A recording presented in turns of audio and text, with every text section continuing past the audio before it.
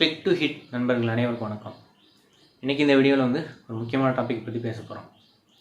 மகாவிஷ்ணு நியூஸில் எல்லாத்துலேயுமே பார்த்துருப்பீங்க. கடந்த ஒரு 2-3 நாளாக இவரோட நியூஸ் தான் வைரலாக போய்ட்டுருக்கு. இந்த மகாவிஷ்ணு யார் அப்படின்னு பார்த்தீங்கன்னா, பரம்பொருள் ஃபவுண்டேஷன் அப்படின்னு சொல்லிட்டு ஒரு ஃபவுண்டேஷன் நடத்தி அதன் மூலமாக தியான பயிற்சி வகுப்புகள் நடத்துகிறேன். அதே மாதிரி இறைவனை அடைகிறதுக்கு வழிவகை செய்கிறேன், தீட்சை கொடுக்குறேன் அப்படின்னு சொல்லிட்டு அவர் ஒரு சாமியார் மாதிரி தன்னோட வேலைகளை செஞ்சிட்ருக்காரு. அதுக்கு வர்றவங்கக்கிட்ட பணத்தை வாங்கி அதன் மூலமாக இந்த செயல்கள்லாம் செஞ்சு அன்னதானம் பண்ணுறேன் அப்படின்னு சொல்லிட்டு ஒரு ட்ரஸ்ட் வச்சு நடத்தி அன்னதானம் பண்ணிகிட்ருக்கேன் அப்படின்னு சொல்கிறாரு. அதன் மூலமாக பல பேர்கிட்ட பணம் வாங்கி பல நாடுகள்லேயும் கிளைகள் ஆரம்பித்து அவரோட பிஸ்னஸை பண்ணிகிட்ருக்காரு. இவர் சைதாப்பேட்டையில் உள்ள அரசு மகளிர் மேல்நிலைப் பள்ளியில் ஒரு ஆன்மீக சொற்பொழிவு நிகழ்த்துறாரு. அந்த சொற்பொழிவில் முன்ஜென்மம் பற்றி, அதாவது முன்ஜென்மம் பற்றியும் மறுபிறவை பற்றியும் அப்படின்ற மாதிரிலாம் நிறைய டாபிக் பேசிகிட்டு இருக்காரு. அப்படி பேசிகிட்டு இருக்கும்போது முன்ஜென்மத்தில் பாவம் செஞ்சவங்க தான் இந்த ஜென்மத்தில் மாற்றுத்திறனாளிகளாகவும் கண் பார்வை இல்லாதவர்களாகவும் அதே மாதிரி உடல் குறைபாடு உள்ளவர்களும் நோயுற்றவர்களாகவும் பிறக்கிறாங்க அப்படின்ற மாதிரியான ஒரு பிற்போக்கான கருத்தை விதைக்கிறாரு மாணவிகள் மத்தியில். இதை அங்கே இருக்கிற ஒரு ஆசிரியர், அந்த ஆசிரியர் யாருன்னா ஒரு பார்வை மாற்றுத்திறனாளி ஆசிரியர், அவருக்கு உடனே கோபம் வருது. ஏன்னா அவர் முடிஞ்ச அளவுக்கு அவரோட எஃபர்ட் போட்டு திறமையினால் முன்னேறி வந்தவர்கிட்ட முன்ஜென்மத்தின் பாவத்தினால தான் நீங்கள் அப்படி வந்தீங்க அப்படின்ற போது அவர் அதை கேட்கும்போது அவருக்கு கோபம் வருது. அதைத் தொடர்ந்து அவர் எதிர்த்து கேள்வி கேட்குறாரு. கேள்வி கேட்கும்போது கேள்வி கேட்டார் அப்படின்னா அந்த கேள்விக்கான பதிலை சொல்லணும். அதை விட்டுட்டு நீங்கள் யார், உங்கள் பேர் என்ன அப்படின்ற மாதிரி அந்த மகாவிஷ்ணு கேட்குறாரு. ஸோ பேர் கேட்குறது மூலமாக இவரோட அஜெண்டா என்ன?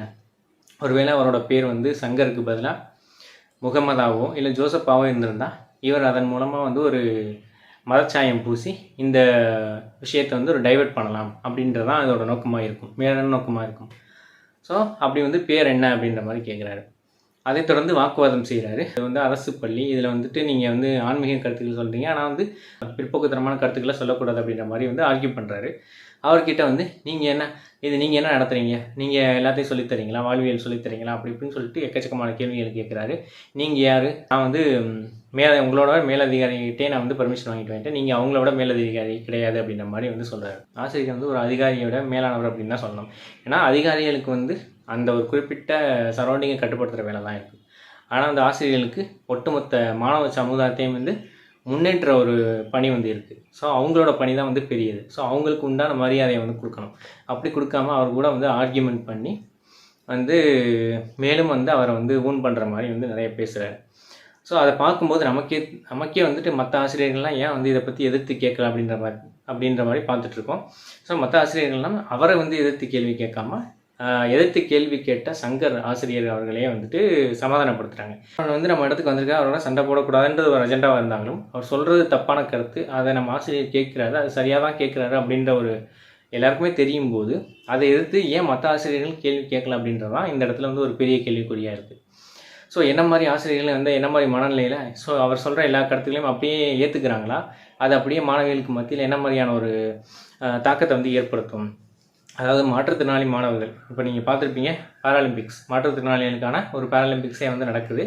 அதில் நம்ம தமிழ்நாடு, இந்தியாவிலேருந்து நிறைய பேர் தங்கப்பதக்கங்களாக குதிச்சிட்ருக்காங்க. அதில் நம்ம தமிழ்நாட்டில் மாரியப்பன் அப்படின்றவர் 3 ஒலிம்பிக்ஸ்லேயும் பதக்கங்கள் வாங்கியிருக்காரு. தங்கம், வெள்ளி, வெண்கலம்னு சொல்லிட்டு 3 ஒலிம்பிக்ஸ்லேயும் ஒரு மாற்றுத்திறனாளியாக இருந்தாலும் மற்றவங்களுக்கு முன்னுதாரணமாக தன்னால் சாதிக்க முடியும் அப்படின்ற மாதிரி எடுத்துக்காட்டி மற்றவங்களுக்கெல்லாம் ஒரு எடுத்துக்காட்டாக திகழ்கிறாரு. இப்படி மாற்றுத்திறனாளி மாணவர்கள் சாதிக்கும் போது இப்போ இந்த மாதிரி நீங்கள் போன ஜென்மத்தில் நீங்கள் பாவம் பண்ணதுனால இந்த ஜென்மத்தில் நீங்கள் மாற்றுத்திறனாளியாக பிறந்துட்டீங்க அப்படின்ற மாதிரி நீங்கள் சொல்லும்போது அதாவது ஒரு தாழ்வு மனப்பான்மையாக அவங்களுக்குள்ளே ஏற்படுத்தாதா? ஏன்னா அப்படி இருக்கும்போது ஒரு கான்ஃபிடன்ஸ் லெவல் குறைஞ்சிரும்.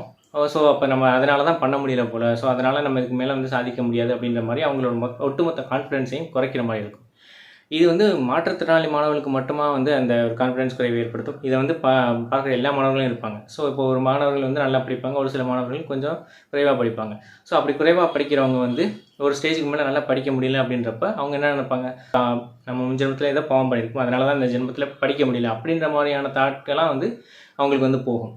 ஸோ இது மாற்றுத்திறனாளி மாணவர்களுக்கு மட்டும் இல்லை, எல்லா மாணவர்களுக்குமே இது ஒரு தாழ்வு மனப்பான்மை ஏற்படுத்தும் அப்படின்றது மற்ற ஆசிரியர்களுக்கு புரியலையா அப்படின்றது தான் ஒரு கேள்விக்குறியாக இருக்குது. ஏன்னா அந்த இடத்துல நம்ம ஆசிரியர் சங்கர் அவர்களை வந்து பாராட்டி திறனும். அதுக்கப்புறம் வந்துட்டு இன்னும் நிறைய கருத்துக்கள், மூட கருத்துக்கள்லாம் அதில் வந்து விதைக்கிறாரு.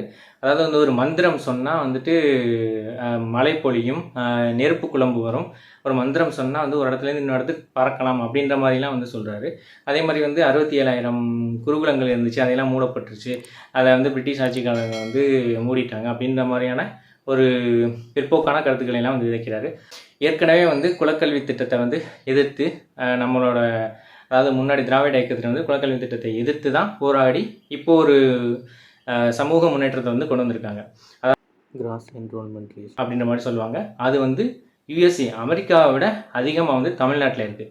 அப்படி வந்து தமிழ்நாட்டில் கல்வி சிறந்து விளங்கும் போது தமிழ்நாட்டோட கல்வித்தரம் வந்து சிறப்பாக இல்லை அப்படின்ற மாதிரி சிலர் சொல்கிற மாதிரி இவரும் வந்து சொல்லி இவர் வந்து அந்த அஜெண்டாவை வந்து தொடர்ந்து தன் வலியுறுத்துகிற விதமாக வந்து பேசிகிட்டு இருக்காரு. ஸோ அப்படி இருக்கும்போது இவருக்கு வந்து அந்த டேட்டாஸ்லாம் தெரியுமா என்னன்றது தெரியல. ஏன்னா கல்வித்தரத்தில் வந்து தமிழ்நாடு இந்தியாவுக்கே முன்னோடியாக திகழுது. அமெரிக்காவை விட கிராஜுவேட் எஜுகேஷன் ரேட்டில் வந்து முன்னாடி இருக்குது. அப்படி இருக்கிற சூழலில் இவர் எப்படி வந்து இங்கே வந்து அதாவது சொல்லிக் கொடுக்குற விதம் வந்து சரியில்லைன்னு எப்படி சொல்லலாம். அதாவது வந்து நீங்கள் சொல்லிக் கொடுக்குற விதமே சரியில்லைன்ற மாதிரி அவரோட கருத்து வந்து இருக்கும்போது அது வந்து ஒட்டுமொத்த ஆசிரியர்களுக்குமே வந்து ஒரு கோபம் வந்திருக்க வேண்டாமா? ஏன்னா இதை பார்க்கும்போது நமக்கே வந்து கோபம் வரும்போது அங்கே இருந்தவங்களுக்கு எப்படி வந்து கோபம் வராமல் போச்சு அப்படின்றது தான் வந்து ஒரு கேள்விக்குறியாக இருக்குது.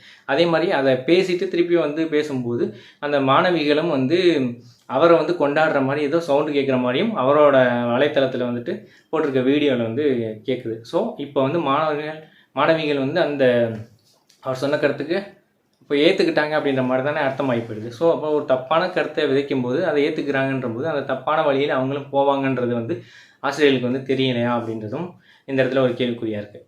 அது போக இந்த மகாவிஷ்ணு வந்துட்டு மந்திரம் சொன்னால் வந்து பறக்க முடியும் அப்படின்னு சொல்கிறாரு. ஆனால் இவர் வந்து இப்போ எங்கே போயிருக்கிறாரு? ஆஸ்திரேலியா இருக்கிறாரு. ஆஸ்திரேலியாவில் சிட்னியில் இருக்கிறார். சிட்னியில் எங்கே போயிருக்கிறாரு? ஒரு ஏவியேஷன் கம்பெனிக்கு வந்து போயிருக்காரு. ஒரு ஏவியேஷன் கம்பெனி, விமானம் பறக்கிறதுக்கு சொல்லித்தர ஒரு நிறுவனம். அங்கே போயிட்டு இவர் வந்து பைலட்டாக இருந்து அதில் வந்து ஒரு விமானத்தில் வந்து பறக்கிறாரு.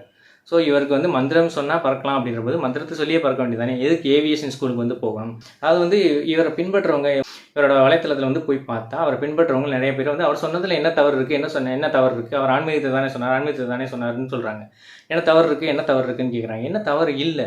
அதாவது வந்துட்டு ஒரு மந்திரத்தை சொன்னால் பறப்பேன் அப்படின்னு சொல்கிறது வந்து ஒரு முட்டாள்தனமான கருத்து இல்லையா? அப்படின்னா அதை சொல்கிற அவர் மந்திரத்தை வச்சே பறக்க வேண்டியதானே, எதுக்கு ஏவியேஷன் ஸ்கூலுக்கு போகணும் அப்படின்ற மாதிரியான உங்களுக்கு வந்து சிந்தனைகள் வந்து தோணலையா? ஸோ அதே மாதிரி வந்துட்டு இந்துக்கள் என்ன கேட்குறீங்க அப்படின்ற மாதிரியான சிலரோட கருத்துக்கள் வந்து இருந்தது. ஸோ அரசுன்றது வந்து மதச்சார்பற்றது. ஸோ மதச்சார்பற்ற ஒரு நிறுவனத்தில் வந்து ஒரு மதம் சார்ந்த கருத்துக்கள் வந்து பரப்பப்படும் போது அதை வந்து எதிர்த்து கேள்வி கேட்கின்றது சரியானது. தனியார் பள்ளிகளையும் அவங்களோட மத கருத்துக்களை பரப்புனா அது தவறு தான். அதே மாதிரி வந்து மாணவிகளை வந்து ஆசிரியர்களுக்கு பாத பூஜை பண்ணுறாங்க. இதுவும் என்ன மாதிரியான மாநிலம் தெரியல. அதாவது ஆசிரியர்களை மதிக்கணும், அவங்களுக்கு பணிவாக இருக்கணும் அப்படின்றது முக்கியம்தான். ஏன்னா வந்து ஒரு பணிவுன்றது எழுந்திரிச்சு அவங்க வரும்போது எழுந்திரிச்சு நிற்கிறது. ஸோ அவங்களுக்கு உண்டான மரியாதை கொடுக்குறது அப்படின்னு வேணால் இருக்கலாம். அதை விட்டுட்டு அவங்க காலில் விழுணுன்றதே அவசியம் இல்லை. அதை விட்டுட்டு பாத பூஜைன்றது இன்னும் ஒரு படி மேலே போயிட்டு ஒரு பிற்போக்கான ஒரு சிந்தனையில் மேம்பட்ட ஒரு சமூகத்தில் ஒரு பிற்போக்கான சிந்தனையை விதைக்கிற மாதிரி தான் வந்து இருக்குது. தொடர்ந்து காவல்துறை வந்து அவரோட நிறுவனத்தில் வந்துட்டு போயிட்டு சோதனை பண்ணுறாங்க. இப்போ வந்து அவர் வந்து மறுபடியும் ஒரு வீடியோ போட்டிருக்காரு, நான் ஆஸ்திரேலியாவில் இருக்கேன் அப்படின்ற மாதிரியும். எனக்கு வந்து 8ஆம் தேதி சிங்கப்பூரில் ஒரு ஃபங்க்ஷன் இருக்குது, ஆனாலும் அதை விட்டுட்டு நான் வந்து சென்னை வரேன், நான் சட்டத்தை மதிக்கிறேன், நான் வந்து நேராக வந்து விளக்கம் தரேன், நான் சொன்னது தவறு இல்லை அப்படின்ற மாதிரியே அவர் வந்து அவரோட கருத்தை வந்து வச்சுட்ருக்காரு. அது இந்த மாதிரியான பிற்போக்கான கருத்துக்கள் வந்து சமூகத்தில் ஒரு பெரிய தாக்கத்தை ஏற்படுத்தும். அதாவது இந்த மகாவிஷ்ணு எப்படி வந்து எப்படி வளர்ந்தார் அப்படின்றது பார்த்தீங்கன்னா, அவர் வந்து என்னோட அசத்த போகுது யார் அப்படின்னு சொல்லிட்டு சன் டிவியில் வந்து ஒரு ப்ரோக்ராம் வருது. அந்த ப்ரோக்ராமில் சின்ன வயசில் வந்து வராரு. அதுக்கப்புறம் வந்து டேரக்டர் ஆகணும் அப்படின்ற மாதிரி வந்து முடிவு பண்ணி இவரே வந்து ப்ரொடியூஸ் பண்ணி நான் செய்த குறும்பு அப்படின்னு சொல்லிட்டு ஒரு படத்தை ஆரம்பிக்கிறாரு. அது வந்து கயல் சந்திரன் நடிப்பில் வந்துட்டு 5 குரியன் இவங்கெல்லாம் வந்து ஸ்டார்ட் பண்ணி பூஜையெல்லாம் போடுறாங்க. ஆனால் வந்து ஒரு ஸ்டேஜுக்கு மேலே அந்த படத்தை வந்து கன்டினியூ பண்ண முடியலை. இவர் வந்து மற்றவங்களோட வாழ்க்கையில் வந்து நான் வந்து முன்னேற்றத்தை நிகழ்த்துறேன், பெரிய அளவில் கொண்டு போகிறேன் அப்படின்ற மாதிரி சொன்னவர், ஏன் இவர் ஆரம்பித்த படத்தையே வந்து அவரால் முடிக்க முடியலை அப்படின்றத நம்ம கேட்கலாமா இல்லையா? மற்றவங்களோட வாழ்க்கையெல்லாம் வந்து வெற்றி பெறதுக்கு வைக்கிறேன், அவங்கள வந்து முன்னேற்ற வைக்கிறேன், அதுக்கு வந்து நான் கிளாஸ் நடத்துகிறேன், தீட்சை கொடுக்குறேன் அப்படின்றவர் இவர் ஆரம்பித்த படத்தையே வந்து முடிச்சிருக்கலாமே, ஏன் முடிக்கலைன்னு கேட்டால் அது வந்து சரி ஓகே ப்ரொடியூசர் பிரச்சனை, இந்த மாதிரி நிறைய பண பிரச்சனை இந்த மாதிரி நிறையா இருக்கும். ஸோ அப்படி ஆரம்பித்தவர் அதுக்கப்புறம் வந்து ஒரு தானாக வந்து போய் அறிவியலை குறித்து அந்த இடத்துல வந்து ஒரு நான் ஞானம் அடைஞ்சிட்டதாகவும் பல சமாதிகளை தேடி திரிஞ்சு பல சித்தர்கள் சமாதிகளை வந்து தேடி திரிஞ்சு அங்கே போயிட்டு தியானம் பண்ணி தான் வந்து அருள் பெற்றதாகவும் வந்து அவரோட வீடியோக்களில் நிறைய வீடியோக்கள் சொல்லியிருக்கிறாரு. ஸோ அது வந்து அவரோட தனிப்பட்ட ஈடுபாடு. அது வந்து நிறைய பேருக்கு வந்து அவருக்கு சொல்கிறாரு, அவரை பின்பற்றுறாங்க, அதை ஃபாலோ பண்ணுறவங்க. அவரோட தளத்தில் ஃபாலோ பண்ணுறதுன்றது வேறு. அவரோட தளத்தில் அவரோட தளத்துலையுமே மாற்றுத்திறனாளியாக பிறந்தவர்கள் முன் ஜென்மத்தில் பாவம் பண்ணவர்கள் அப்படின்னு சொல்கிறது அவரோட தளத்தில் சொன்னாலுமே தவறு தான். அப்படி இருக்கும்போது ஒரு பொது தளத்தில் ஒரு அரசாங்க பள்ளியில் பிற்போக்குத்தனமான கருத்தை விதைக்கிறது அது என்ன ஒரு கோபமாக இருக்குன்னா, அதை மற்ற ஆசிரியர்கள் ஏன் எதிர்க்கலை, அப்போவே எதிர்த்திருக்கணும், அவருக்கு சப்போர்ட்டாக சங்கர் சாருக்கு சப்போர்ட்டாக இருந்திருக்கணும் அப்படின்றது தான் என்னோட கருத்தாக இருக்குது. இந்த ஒரு ஒட்டுமொத்த நிகழ்வுலையும் ஒரு ஆசிரியர் முற்போக்குத்தனமாக கேள்வி கேட்டிருக்காரு. அதுவும் ஒரு தமிழ் ஆசிரியர் அப்படின்னு கேட்கும்போது இன்னும் மகிழ்ச்சியாக இருக்குது. இப்போ தமிழாசிரியர்கள் எப்போவுமே பழைய பஞ்சாங்கமாக இருப்பாங்க, பழைய விஷயங்களை ஃபாலோ பண்ணுவாங்க அப்படின்ற கருத்துக்களுக்கு மத்தியில் தமிழாசிரியர்கள் ஒரு அதாவது பாசிட்டிவ் திங்கிங்கில் உள்ளவங்க, ஒரு ஃபார்வர்டு திங்கிங்கில் உள்ளவங்க அப்படின்ற மாதிரி சங்கர் சார் நிரூபிச்சிருக்காரு. தமிழாசிரியர்கள் எல்லாமே டெக்னாலஜிகளையும் அப்டேட் பண்ணிக்கிறவங்க தான். அதை நீங்களே எல்லாருமே பார்த்துருப்பீங்க. கதிரவன் ஆறுமுகம் அப்படின்ற மாதிரி ஒரு ஆசிரியர் இருக்கார். அவர் இந்த டெக்னாலஜியை வச்சு தமிழை எப்படி வளர்க்கலாம் அப்படின்ற மாதிரியான வீடியோக்கெல்லாம் பண்ணிகிட்டு இருக்காரு. அதே மாதிரி என்னோடய வாழ்க்கையிலையும் தமிழாசிரியர்கள் எல்லாமே புது புது டெக்னாலஜியை இந்த மாதிரிலாம் இருக்குது அப்படின்னு சொன்னவங்க தமிழாசிரியர்களாக தான் இருந்திருக்காங்க. அந்தளவுக்கு தமிழாசிரியர்கள் டெக்னாலஜிலையும் அப்டேட்டாக இருப்பாங்க. அதே மாதிரி ஒரு தப்பான விஷயங்கள் நடக்கும்போது அதை எடுத்து கேள்வியும் கேட்பாங்க. ஸோ இந்த மாதிரி ஒரு ரவுத்திரம் பழகுன்ற மாதிரி அந்த இடத்துல சங்கர் சார் கேள்வி கேட்டது உண்மையிலே அவர் பாராட்டணும். ஸோ அவர் ஒரு பிஹெச்டி முடித்து ஒரு டாக்டர் பட்டம் முடித்து, அதாவது எந்த ஒரு சிறப்பு திட்டத்துலேயும் அவர் போகலை. அதாவது நம்மளை மாதிரியே நார்மல் பீப்புள் படிக்கிற மாதிரியே படித்து அதே மாதிரியே பிஎட் எம்எட் இதெல்லாம் முடித்து அதுக்கப்புறம் பிஹெச்டி முடித்து இந்த எக்ஸாம்லாம் எழுதி ஒரு அரசு பள்ளி ஆசிரியராக வேலை பார்த்துட்ருக்கார். அப்படி இருக்கிறவருக்கு, அப்படி ஒரு சமுதாயத்துக்கு ஒரு முன்னோடியாக இருக்கிறவர்கிட்ட போயிட்டு நீங்கள் முன் ஜென்மத்தில் இப்போ செஞ்ச பாவத்தினால தான் நீங்கள் மாற்றுத்திறனாளியாக பிறந்திருக்கீங்க அப்படின்றது என்ன மாதிரியான விளைவுகளை ஏற்படுத்தும் அப்படின்றது ஒரு தெரியாமல் மகாவிஷ்ணு பேசியிருக்காரு. இன்னும் நான் செஞ்சது தவறு அப்படின்றத புரியாமலே நான் ஒரு முற்போக்கான கருத்தாளன் அதையும் சொல்லிவிட்டு அவர் மாணவர்களுக்கு மத்தியில் திரும்ப அங்கங்கே நடந்து தான் ஒரு ஹீரோ மாதிரி அவர் ஏற்கனவே அசிஸ்டன்ட் டைரக்டராக இருந்ததுனால அந்த ஒரு ஹீரோ மாதிரியான பில்டப் கொடுக்குறதுன்றது அதுக்கு மாணவிகள் கத்துறதும் அந்த இடத்தையே நமக்கு ஒரு இரிட்டேட் பண்ணுற மாதிரி இருக்குது. அந்த காட்சிகளை பார்க்கும்போது நமக்கு ரொம்ப இரிட்டேட் ஆகுது.